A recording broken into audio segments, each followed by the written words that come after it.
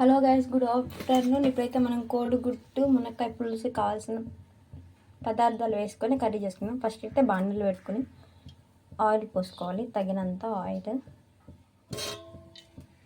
Oil heat ఎక్కాలి కదా. ఆవాలు వేసుకున్నాం, కొంచెం జీలకర్ర వేసుకున్నాం. ఇప్పుడు ఆనియన్స్ వేసుకున్నాం. ఆనియన్స్ని గోల్డెన్ కలర్లో వచ్చేలాగా ఫ్రై చేసుకోవాలి. అలాగే చిటికెడు పసుపు వేసుకున్నాం. దీన్ని బాగా ఫ్రై చేసుకోవాలి. ఫ్రై అయిన తర్వాత టమోటాలు వేసుకోవాలి. ఈ టమోటాలు బాగా ఫ్రై అవ్వాలి. తర్వాత చిటికెడు సాల్ట్ వేసుకోవాలి. దీన్ని బాగా ఫ్రై చేసుకోవాలి. తినంత కారం వేసుకున్నాం.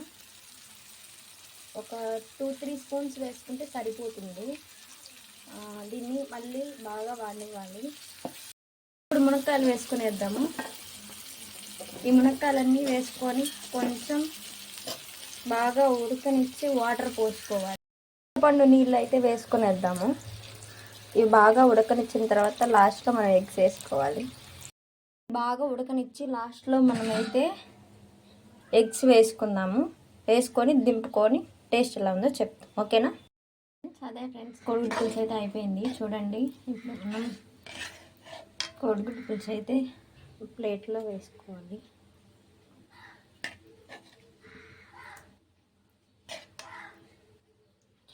అలాగే కొంచెం మునక్కాయలు వేసుకుందాం. ఇప్పుడు నేనైతే టేస్ట్ ఎలా ఉందో చెప్తాను, చూడండి.